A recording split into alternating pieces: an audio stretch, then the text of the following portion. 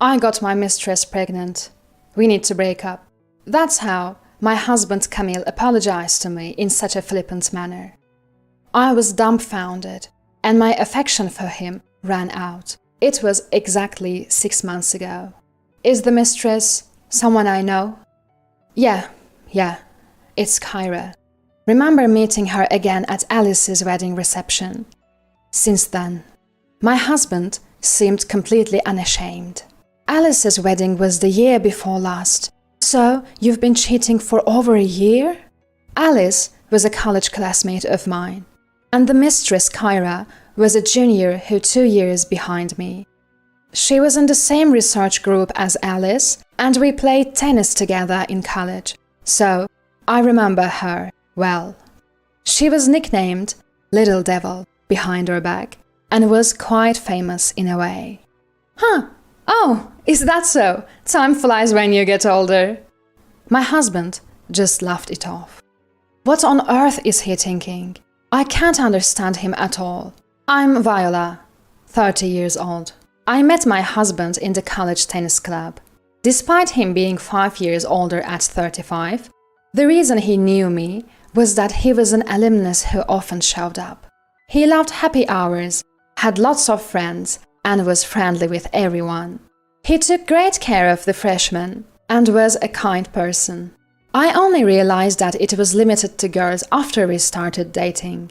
I was made to cry many times due to his cheating habits back then, but I loved him and married him right after graduation.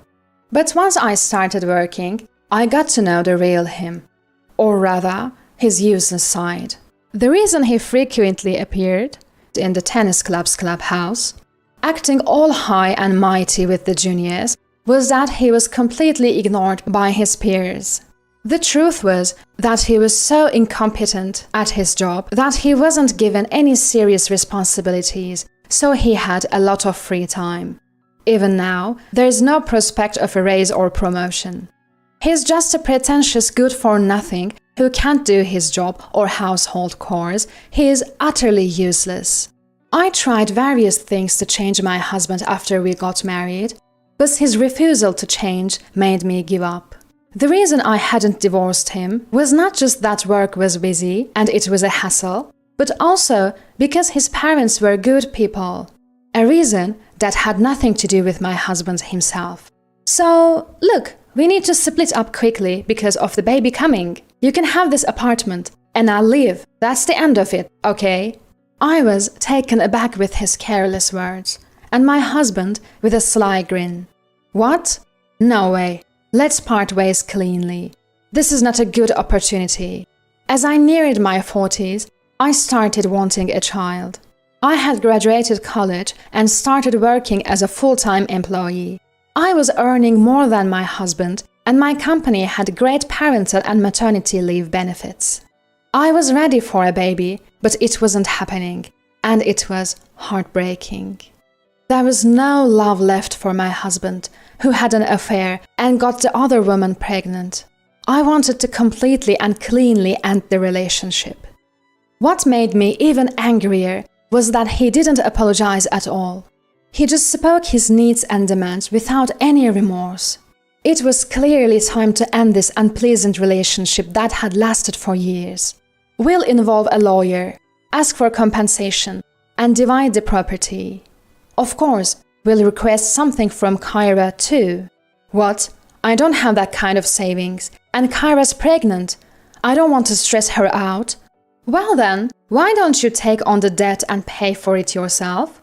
It's your affair that caused this separation, so take responsibility properly. When I glared at my husband, he raised his hands in surrender. I guess I have no choice. Maybe my dad will take on the debt for me. With that, I moved forward with the divorce and hired a lawyer. I received multiple calls from my in-laws, pleading and begging me not to leave. My father-in-law even cried, saying, "If Viola leaves him, he's finished." And my mother-in-law begged, "Please reconsider, Viola. I love you like my own daughter." But I couldn't go back. After revealing everything about my husband's constant infidelity and laziness at home, even they finally understood. "We are truly sorry," they said, bowing their heads in shame. They even paid the compensation in a lump sum on behalf of my husband, who had no savings. They made him promise never to ask for their help with debt again and to repay them promptly. I still can't understand how such a careless and irresponsible man came from such decent and responsible parents. I'm going back to my parents' house. The divorce process, which I had thought would be a hassle, was over before I knew it. I returned to my recently relocated family home, and half a year passed by. I had stopped thinking about my ex-husband, busy with work on weekdays and cleaning the house on weekends. I received a call from my best friend, Alice. Alice was furious from the start. "Viola, did you know? Your ex-husband Camille and Kyra, they are living in a new high-rise apartment and bragging about it everywhere. Kyra just called me for a baby shower party. The presents have to be over $100 and the participant fee is $100 too. It's insane, right?" she yelled. I didn't know that Kyra had given birth, and I didn't understand why she had even contacted Alice. My ex-husband knew it, and so did Kyra. They both knew that Alice is my best friend. Why would Kyra even invite Alice? She must know that Alice would tell me everything.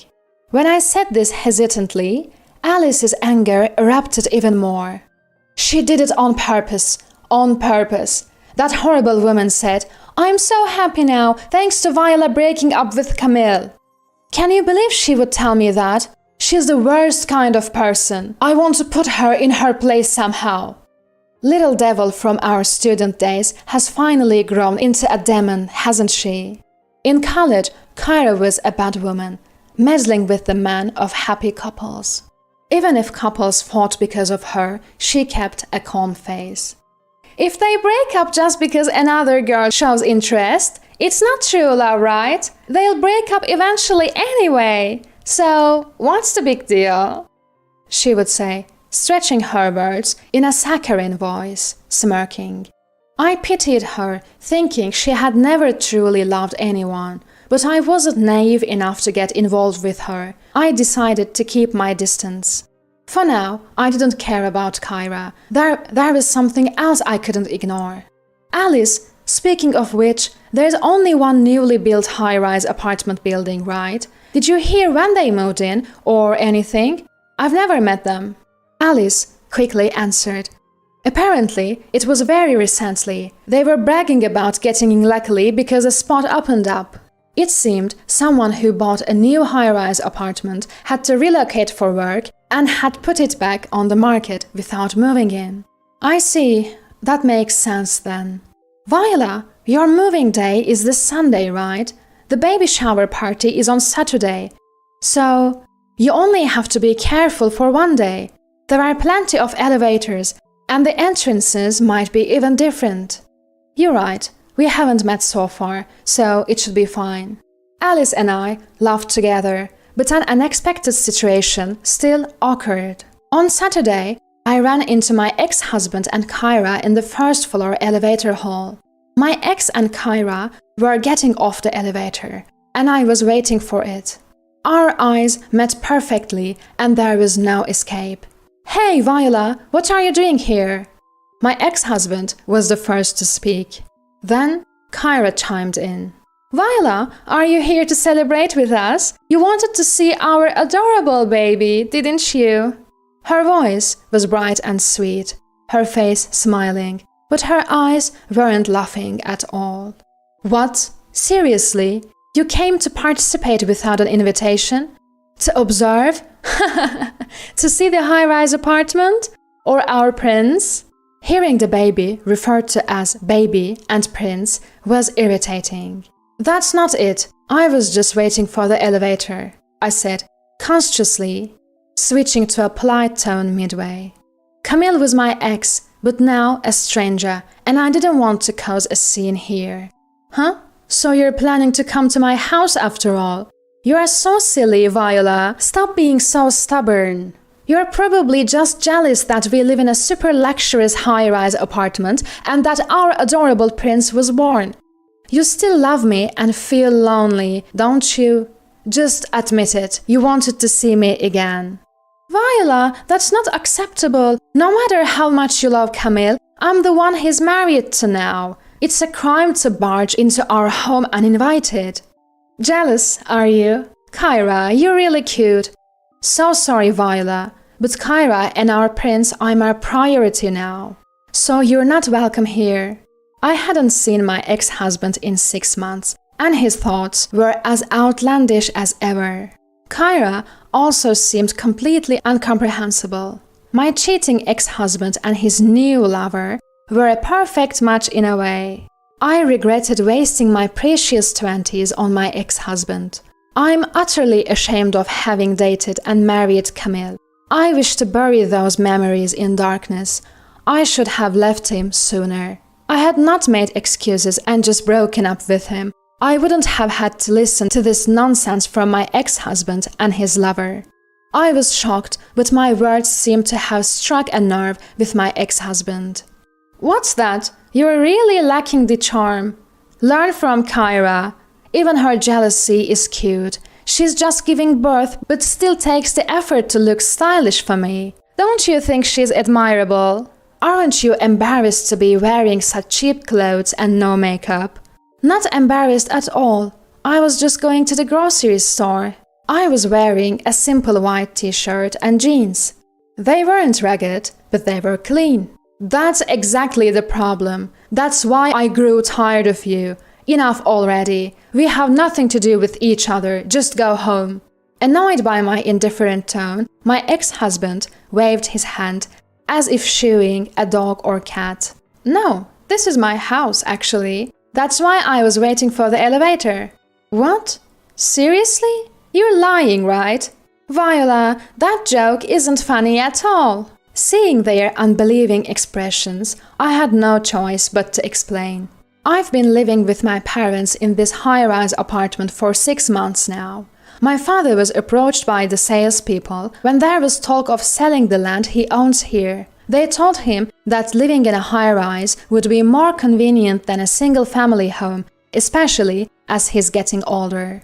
But it's not like the entire grounds of the high-rise was our land, it was just a part of it. Still, enough money came in from selling in. And during the negotiations, we were able to move into one of the higher floors for much less than market value. What? You are landowners with that much money? If I'd known, I wouldn't have broken up with you. Give me back the compensation money. There was no need for a property settlement, was there? That's a separate matter. The compensation was a result of your affair, and the property settlement was a settlement between us as a married couple. I sighed. Glancing at Kyra, who was mumbling to herself without saying anything, I caught, I can't believe Viola is living in a high-rise. I thought I had totally won. Kyra glared at me and said, But Viola, you don't have a baby or a loving darling, do you? I haven't lost yet. Look, I was never competing with you, Kyra. I'm actually thankful to you for giving me the opportunity to break up with Camille. Oh, and I'm moving out of my house tomorrow, so I don't think we'll see each other again. What? Why? You just moved into a high-rise. Both were surprised, but I shrugged. Maybe it's a matter of different values. It just wasn't a good fit for my family. I found living in a high-rise wasn't suitable for hanging laundry outside. There are no balconies on the higher floors for safety, and only some windows can be opened. It wasn't suitable for my mother and me, who want to dry our laundry and bedding in the natural sunlight and wind without using a dryer. Plus, the sunlight was intense, and it was too hot even with the air conditioning on. It shakes quite a bit even with a magnitude 3 earthquake. Apparently, the building is designed to sway to prevent collapse, and the higher floors shake more. It was terrifying. Most stressful of all was the daily elevator ride. It gets pretty crowded during the morning commute, and it takes time since it stops on each floor. The advertised 3 minutes walk from the station ends in the elevator. We were too bothered by the drawbacks unique to high-rise living, so we decided to live in a regular house with a garden after all. Luckily, our apartment sold quickly at almost the same price we bought it for. As I briefly explained, both my ex-husband and Kyra grinned. "Oh, so we'll never see each other again. So, a high-rise wasn't suitable for commoners like you. It's more suited for an elite celebrity family like mine." I couldn't understand how he came to that conclusion, but one thing became clear. What I grew to hate and gave up on was that part of you. Pretentious, but with no real ability to back it up. Unwilling to change or make an effort. I became utterly fed up with you. But it's okay now. You're unfixable. So, goodbye. I repeated my ex-husband's words, giving them right back to him. Stepping into the just-arrived elevator, I glanced at Kyra, who's glaring at my astonished ex-husband and me. Right before the doors close, I add one final remark. "By the way, are you sure the child is really yours?" "What do you mean?"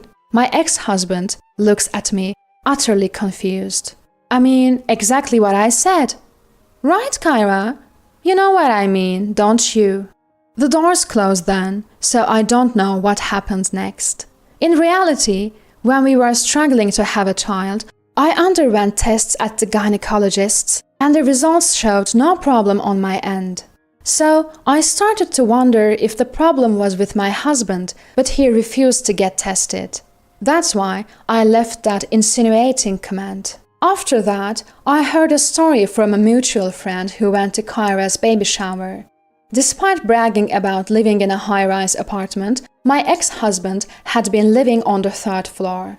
Plus, despite demanding expensive gifts and participant fees, the only food served were cheap snacks from the grocery store. When a friend softly complained, Kyra reportedly exploded, saying, "You should be grateful to see my baby up close and pay the money, of course."